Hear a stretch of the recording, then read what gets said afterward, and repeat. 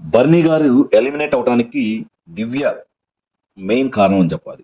యాక్చువల్‌గా తన స్ట్రాటజీ తను వాడింది. బయట గేమ్ చూసినప్పుడు ఇతను అప్పట్లో నంబర్ 1లో ఉన్నాడు. ఇతను మంచి విన్నింగ్ క్యాండిడేట్ అన్నట్టు ఉన్నాడు. మనం కూడా చెప్పుకున్నాం. బిగినింగ్ వీడియోస్‌లో బన్నీ గారు is going to be in top 3 అని చెప్పుకున్నాం. సో, అప్పుడు ఆయన ఆట కూడా అదే రీతిలో ఉండేది. సో, ఈ దివ్య గారు బయట ఆట చూసి వచ్చేసి నంబర్ 1 ప్లేస్ ఇతనికి ఇవ్వటం. మీరే నంబర్ 1 అనటం. సో, అప్పుడు ఆ టైంలో అందరూ ఇమాన్యుయేలు, తనూజ, సో, రాము గారు అందరూ భజన చేయటం. సో, బన్నీ గారి మైండ్‌లో ఏం పడిందంటే, ఓహ్! నేనే విన్నింగ్ క్యాండిడేట్‌ని. విన్నింగ్ మెటీరియల్ నేనే.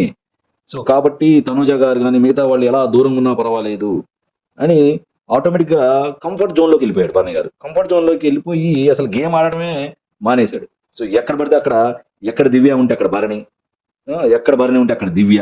సో, మన ప్రతి ఫ్రేమ్‌లో వాళ్ళిద్దరే జోకులేసుకుంటూ దాదాపు కంఫర్ట్ జోన్‌లోకెళ్ళిపోయి అసలు గేమ్ ఆడటమే మర్చిపోయాడా బన్నీ గారు అన్నట్టు ఆడియన్స్‌కి ఒక ఇంప్రెషన్ పడిపోయింది.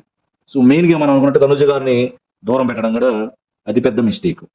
సో, వీటి వల్ల బర్నీ గారు ఎలిమినేట్ అవ్వాల్సొచ్చింది.